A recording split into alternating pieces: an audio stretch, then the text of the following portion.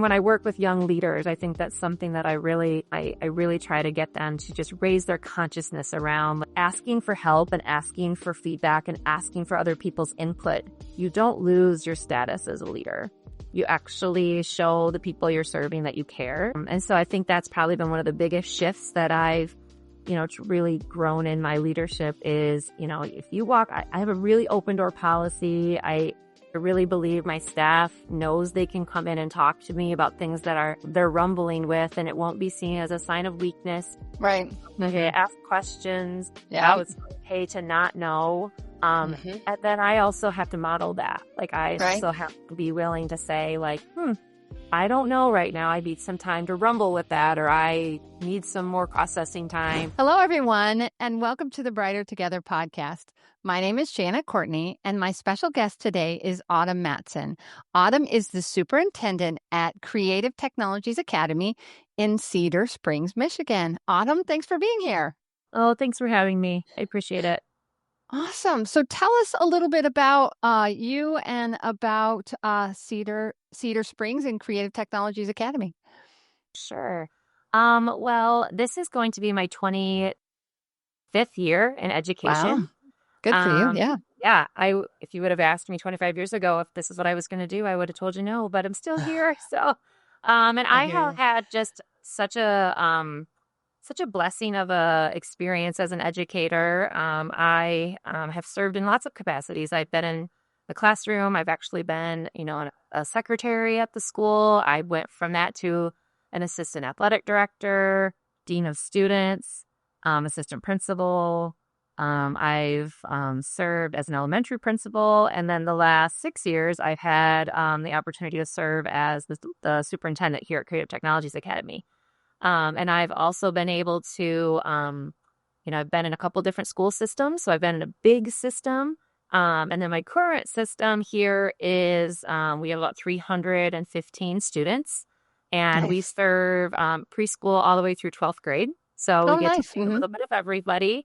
And we are a public charter school in Michigan. And so, I think the big difference is we don't necessarily have a district. You can choose to come here. We're free public education. Right.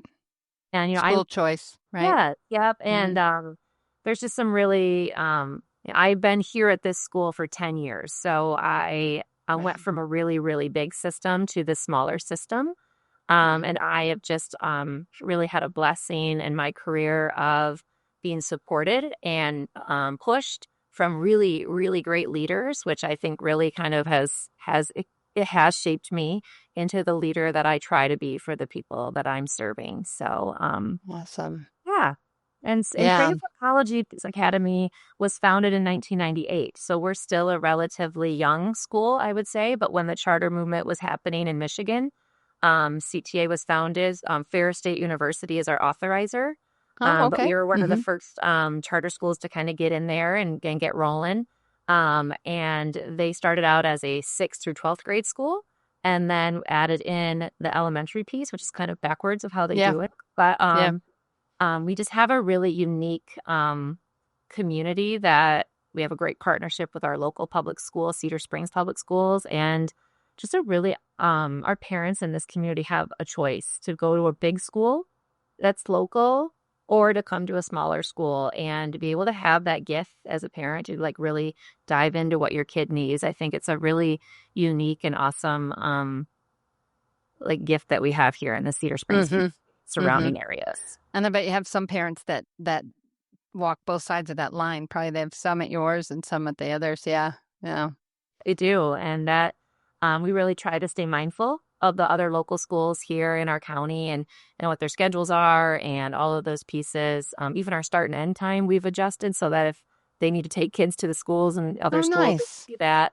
And really just partner as much as we can with the other local schools to serve the communities that our families are coming from. So we really try to create our own community within a community here. So right. Yeah. And you said you touched on leadership, and that is a big part of how you manage. So tell me a little bit about your leadership philosophy. It sounds similar to ours, but everybody's got their. Well, I feel like one of the big pieces that I really strive for as, leading my school district, and I would say in almost all aspects of my life, is to just being authentic. That word gets used a lot, but I think being authentic and transparent are really important. One of the things that I've learned as I've maneuvered through all those different roles that I spoke about was um, oftentimes leaders don't listen to the people they're serving, and it's not because they don't want to hear it. They're busy, or it takes time to really, dive down. And I think we can get caught up in sometimes as leaders making decisions for the people that we think are the best decisions for them, but we don't take the time to talk to them and dive in. How's this really going to impact, All right. or like it looks good on paper, or we're all sitting up in our office and that sounds good, but what Mm-hmm. does it really mean when your boots on the ground? And so I've really, I think one of the pieces that really sets some of the decisions we make here at CTA different from other systems is that we take our time first, we pause, we gather feedback from the stakeholders that it's going to involve, and we give people the opportunity to be heard and seen. And that doesn't necessarily mean that everybody gets what they want, but they do get an opportunity to be a part of that, and we just really value, and it goes all the way down to our kids. Like I've always been a huge, advocate for listening to our students. I know Yeah. that we as adults, need to make Yeah. decisions, but our young adults are so thoughtful, and they have a pulse on what's really going on way more than we do. And if and we're just they need to be heard. It doesn't necessarily say they're not making the decisions, but I think just that authenticity, I know I've grown in that over the years, being in this for 25 years. If you would have rewound the clock and I was sitting here, I think I thought I had to prove something. And so maybe I didn't Mm-hmm. ask as much. And I, just kind of came in and was like, well, this is what we're doing because it's going to work. Just trust me. And I just have, and when I work with young leaders, I think that's something that I really, I really try to get them to just raise their consciousness around, like, asking for help and asking for feedback and asking for other people's input. You don't lose your status as a leader. You actually show the people you're serving that you care. And so I think that's probably been one of the biggest shifts that I've, really grown in my leadership is I have a really open door policy. I really believe my staff knows they can come in and talk to me about things that are, they're rumbling with, and it won't be seen as a sign of weakness. Right. It's okay Mm-hmm. to ask questions. Yeah. It's okay to not know. Um, Mm-hmm. and then I also have to model that. Like I Right. also have to be willing to say, like, I don't know right now. I need some time to rumble with that, or I need some more processing time. And I just think that I've really tried to learn also that it if I, as a leader, was to step out of, the daily stuff that's going on, does it keep going? And I feel like Uh-huh. that's so hard that you have to, and sometimes that's scary as a leader because you might take that as like, well, I'm not needed, or like, what if they realize they don't need me in these positions anymore? Mm-hmm. But I feel like that's really the end goal is, and I've always said, like, I want this school to run super smooth when I'm not here. But when Right. I am here, it's just a little bit better, like it's Yeah. just that Yeah, little, absolutely. but, Yeah. but I think Yeah. that's the piece, Well, that, and you trust but verify. That's a piece of it too. That's a big part of our jobs as leaders and in the roles that we're in is we trust what our people.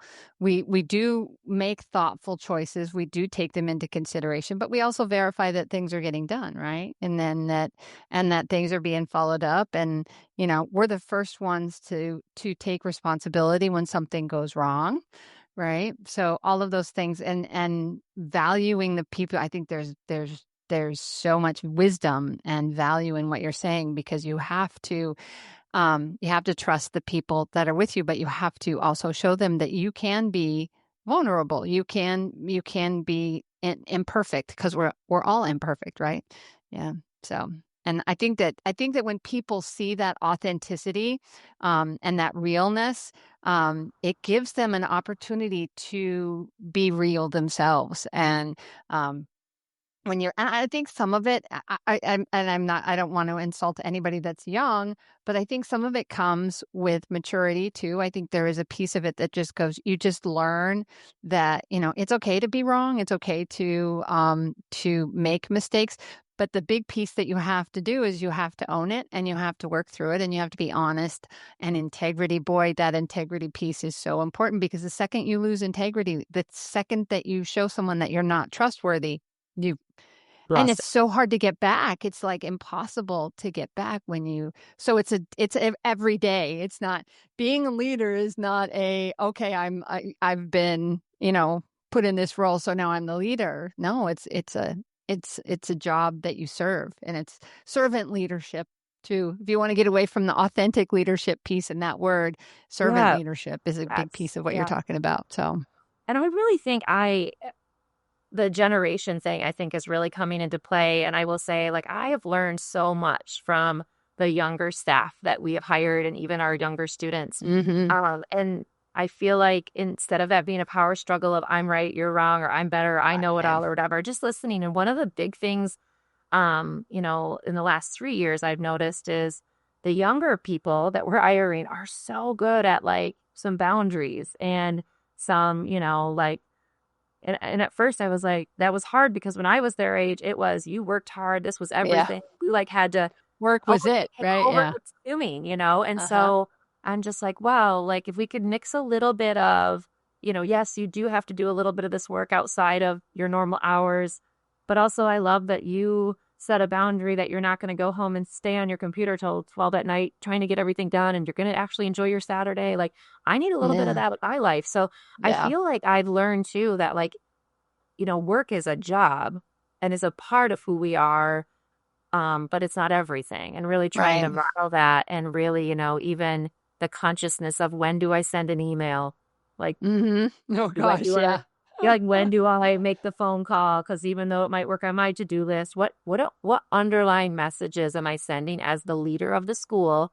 If I'm sending emails between 8 and 10 p.m., even though that works for Mhm. me, my Mhm. my staff's at home like, oh my goodness, like I got so just trying to really raise consciousness. And I do think that comes with experience and being able to be mindful of my behavior, my words, my behavior. It does Mm. impact the Mhm. people I'm leading. Yeah.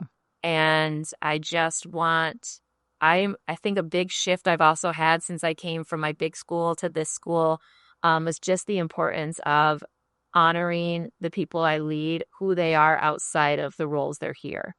Yeah. And I try to model that. I've gotten better at it. I am a mom, I'm a wife, I have friends, like I like to travel. Like there's pieces I'm not just the superintendent at Creative Right. Technologies Academy. Yeah. And trying to give my staff permission to go enjoy themselves. But when I don't ever show them that I also am somebody outside, my words can do this, but my behavior, they got to match. Yeah, They oh got yeah. Oh, for sure. so And that goes back to being honest and authentic too. Yeah, you have to absolutely be that same person all the time. And I'm sorry, it's hard to be somebody else at work and I could never do it. I could never do it. I have to be who I am all the time.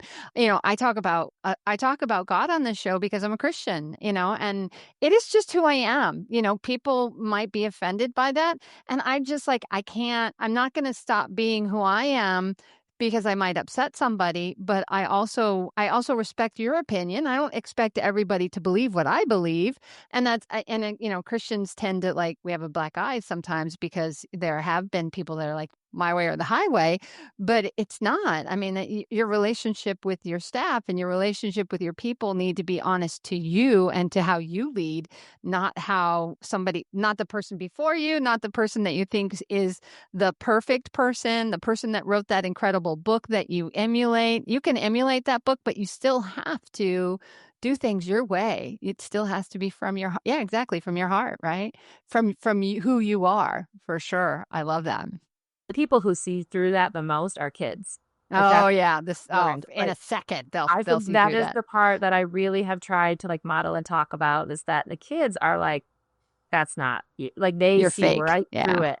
And so that's a good checkpoint sometimes. Like, you might say this, Mrs. Mattson, but you don't really mean it. Like, they can tell. And I love that kids are just, um, I just think they're so wise, and that they're the reason we're doing all of this. But I also will name, I share often with my staff and my parents and my kids, like, the leadership role that I get to serve in is my job to make sure that all of you are being heard. And if you're running a school that it's just for the kids, then you're missing out on the other people that are part of your partnership. If it's just the parents running it, like, you're missing out on this, like, and it's just the teacher. So it's always this balance, I think, of really, and I always name that, like, I'm going to listen, I'm going to see you, I'm going to hear you, but the decision or the thing we come out with might not check all of your boxes. But it's when we get the main, because, after people can be saying all these things right here, but if you really break it down, there's always like a little core thing that they all had in common. That there's Yeah. and so really trying to sift through that. And I think another part of leadership that's really important is patience. Like, again, if I think over my years of growing as a leader, I call it the pouncer. It's the pouncer move. Like, something happens, I'll pounce on it. Cause I'll say, I'll fix it. I'll make it better. I'll do it. And all I've done then is taken away an opportunity for someone else to problem To solve, learn. or to think through, or to own, and to grow. And even, like, I used to hate when people be uncomfortable. So I would just swoop in and, like, no, that's like where that magic is happening, when we're rumbling through the uncomfortableness. And so that's another of evolution, I think, when you get to your leadership and you've been doing it, is you get comfortable with silence. You get comfortable with pausing.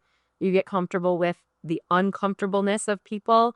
And that is, like, as we're growing leaders and mentoring them, like, letting them have those moments of rumble without pouncing and fixing it, is, I think, where they really start to find who they are as a leader and how they maneuver through some of those pieces.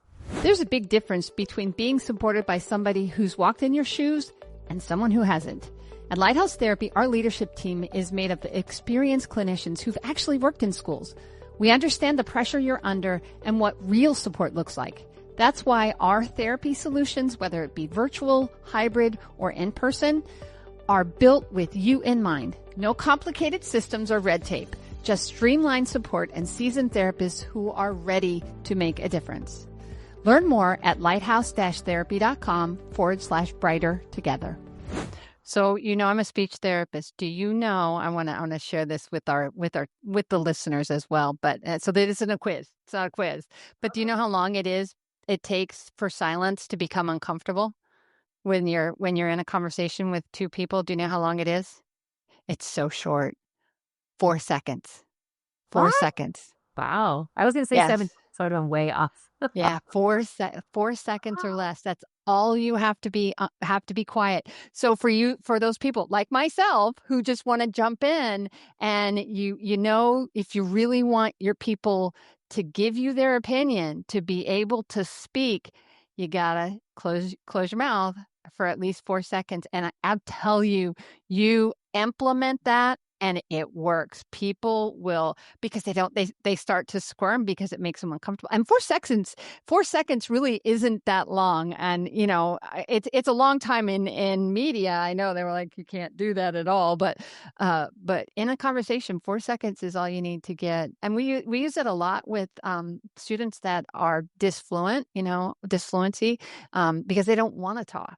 So you have to wait. You have to really, that was when I really started learning about waiting, was when I was in grad school and working with kids with fluency issues. And just I had a great professor. He pounded it into me. He's like, stop talking. You have to just stop talking and give them an opportunity. And it's, I was in grad school, so it was a good thing to learn early on, but yeah, 4 seconds is all it takes. So I have a strategy that I like 5 years ago implemented. I wear a bracelet and I twist it on my wrist 5 times before I will. And that's kind of what I do. And that is my go-to, because I need something because I want to, and usually if I'm twisting it here, nobody really notices. But for me, that's my count. And then if we get to that, I just check in, but that is, I would say that's probably, pausing is the power of the pause, right? Like, so much power in that. It's just, it's very valuable, but again, it's it's tough. And I think, I go back to, like, leadership isn't just a title. And I do believe, and here at our school, like, we believe our motto is, we are world changers. We change the world. And we really try to Yeah. talk about, like, it's not just like these big things. It's not because I'm the superintendent, I'm changing the world more than everybody else. Absolutely not. It's the little things that you do.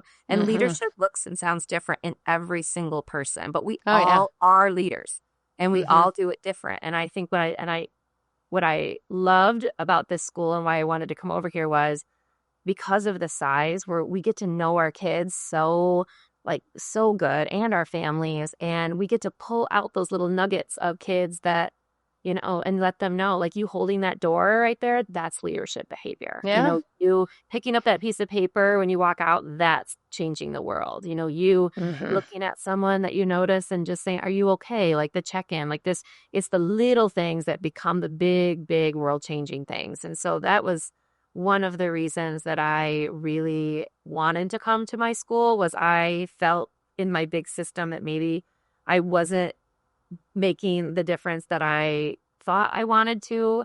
And I'd been there I was burnt out. Like, it just felt like, I was calling parents and I wanted to partner with them, and you don't even know me or my kid.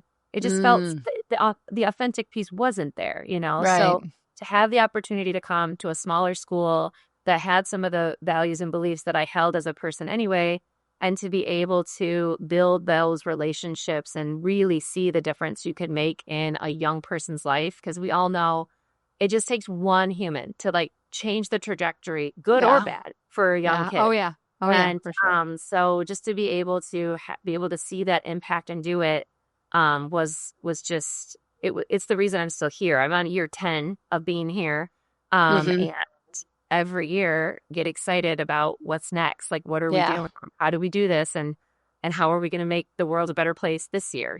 So it's Hmm. really rewarding work. But I do go back to, everyone's a leader, but that title, I feel like often we label people with leadership titles or things, or we assume that they're good at this, so they got to be this, but we don't support them in their growth. Like, Hmm. we might take a really good teacher and be like, you should be a principal, but why? Like, Yeah. what do they even want to? And then what is that? Hmm. Just, and again, like, maybe they just want to be a really good teacher for, like, their I career have and a move their I have a class. therapist that's way. Yeah. Yeah, And absolutely. Hmm. and just because you have a title doesn't mean that you're more important, doesn't mean that it doesn't mean any of those things. We put titles and labels on people, but don't actually sometimes cultivate and allow them to find their voice as a leader. Hmm. So that's one Yeah. thing I really try to help support and grow in anyone that I'm working with or talking to. Yeah. We also here, I'm not a big fan of middle management. I'm the CEO, I'm an SLP. I haven't been able to practice as an SLP for 3 years, and you get out of practice. And AI and all of the changes, things are changing so quickly. It's like I would have to learn again. I mean, the fundamentals are there, and they always will be, but still. And so with us, any of our clinical coordinators, the people that are the ones that are doing the day-to-day kind of stuff that I can't do anymore because we've grown too big, they still they are still seeing kids because we don't want them to forget why. I've seen that in other companies where you end up with this group of mental management people, and they're running around like chickens with their head cut off, and they're making policy and pushing things out from above, but there's no continuity, and there's no communication, and it's easy to forget sometimes why we do what we do. So I've always taken the stance that let's take those leaders and make sure. Now we have other people that are clinical that are as we've grown, we've regionalized some, but and they are W-2 and not, they're only management, but we take it we don't take that lightly. We don't take stepping into that lightly, because I'm an SLP and we have our executive director of clinical operations is a school psych, and one of our regionals is an OT, and the other one's going to be a speech therapist, and so we try to look at the disciplines as well and make sure that we have a representation of all of the, like you're talking about, the kids and the parents and the teachers. It's the same kind of thing, just trying to make sure that we've got the whole big picture, because it's a big picture sometimes, right? Yep. Yeah. Well, and that just resonates with me completely, because one of the reasons this superintendent job is so appealing to me is that we have a campus, we have 4 buildings. I mean, and I can get up and I can walk down into the kindergarten room and they all know my name, and they just ground you in your why. And I do think, I mean, I have seen great educational leaders and just leaders in general continue to go, and their influence gets bigger and they're doing great things, but they don't have an opportunity to get back into maybe why they wanted to go on that leadership journey in the first place. And I've told my husband this often, that like, when I look at other big systems and there's other opportunities to maybe go be a superintendent somewhere else, I'm like, I'd miss the kids. I'd miss the staff. Like I'm not even in a place in my career yet where I want that disconnection. You know what I mean? Where I want to get to that point, because it's the connection that drives me as a leader to want to keep growing people and seeing that. And I'm not saying that you're in a big system you can't connect. I'm just saying No, I am absolutely not. privileged. And the lunchroom is right outside my door. You know what I mean? So I can go see the kids at lunch and do the pieces. And that is a bucket filler for me. And so I think that, when we go to that authentic leadership, I would hope that even my students know that you can trust Mrs. Mattson. You can go talk to her. I very intentional things where I have lunch with our students. I try to go in the lunchroom. I do in the classrooms. And my other 2 sons were in a big system, and they knew the name of their superintendent, but I don't think they would recognize him if they saw him walk in a building. And it's okay. Like, bigger systems have other people they connect with, but that's just part of the reason why I love to be at this school, is I love those connections that we're making. Yeah, for sure. Absolutely. Okay. One last question. And I try to ask this, to most. I don't get to all of them, but a lot of my podcast guests get this question. So you're one of the lucky ones, I guess, or not. Who depends on your perspective. But if you could change, and I always say, well, you can't say money because everybody needs more money. Well, everybody, we don't have enough money. I know that everybody needs more money. But if you could change one thing within your sphere miraculously, like this one thing, if we could just have this one thing no longer be a problem in your world, in your role, what would it be? Well, that's a doozy. Drop that up. See, I told you. If I could change one thing here at CTA or in my role,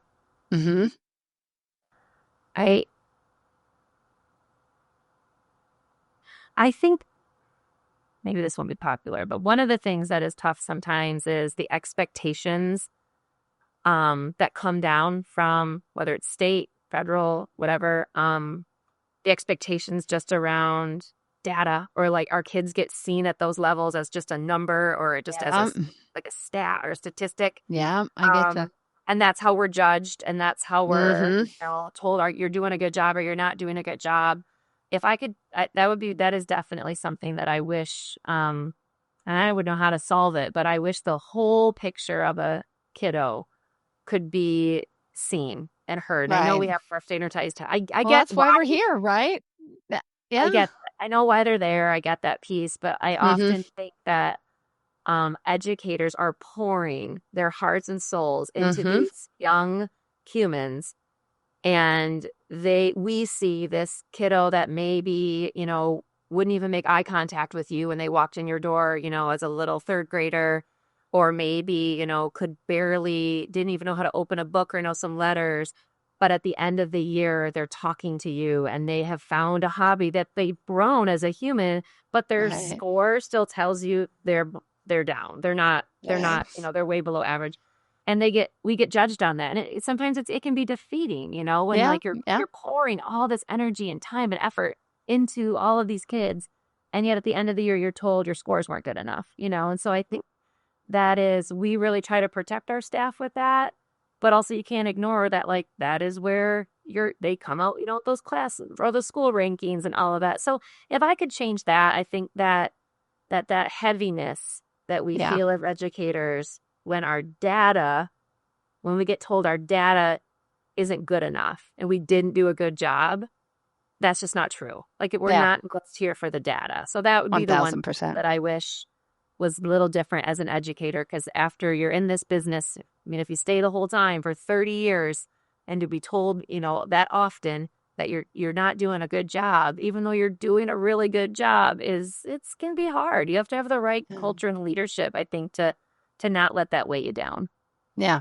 Yeah. And that's Brighter Together is about telling those stories. Absolutely 1000%, because we are judged very unfairly and very discriminately in a lot of different ways. And, so from my little corner of the world, that's what I'm trying to do, is give an opportunity for schools and for school leaders to tell their story. So, well, I'll tell you, Autumn, this has been a great conversation. We are it goes so fast. It's been 29 minutes already, and I'm like, oh. So, tell everybody where they can learn a little bit more about you and your school. Well, yeah. Well, if you Google Creative Technologies Academy, you'll go right to our website. And then we are on Instagram, Twitter, or X, or whatever that is now, Yeah, and excellent. Facebook. We have public pages, all of that. We also have a YouTube channel, and that is one of the things that we've really shifted in the last 5 years. We have a great marketing team that we are telling our story. We're celebrating the work that our kids and our families and our staff is doing here. And we don't want to be the best kept secret in Little West Michigan. We want people to know that if you come here, you are going to get a true partnership with the school system. We are going to walk alongside you as a family, as parents, and as kiddos, and we are going to listen to you and what we want to be partners in this. People say CTA is a family, so we really honor that. Like, we want to be part of this journey, because choosing to send your kid to a school is a big decision. Yeah. And we want to make sure that we really are here for that. So yes, you can find us on all of the pieces. If you go to, if you Google us, that's all going to be on there. It's on our webpage, all of our different sites that are there. Or you can come visit us if you're around. Yeah. We'll always do a campus tour and connect with you. So, and then I personally also have an Instagram and all of those pieces. And, I try to update that and do some of those pieces as well. But, I will talk to anybody about our wonderful little school that we're doing. And I just appreciate this opportunity to sit down and talk. I often say the narrative around education, if we want it to be different, we have to be willing to get out and brag about ourselves a little. Yeah. We are very humble people as educators, and we don't do this to be in the news or to be out on all the socials. But there is if we don't tell our story and we don't celebrate, they're going to write a different narrative for us. Yeah, and they have, and they really have, and we are trying to change that. And so thank you for this and what you're doing, because there's so much goodness in this profession, and it's not just teachers. It's like you said, it's your speech paths and we have a whole education is such a big group of people that care about humanity, and we need to really celebrate each other and be kind to each other. Yeah. So.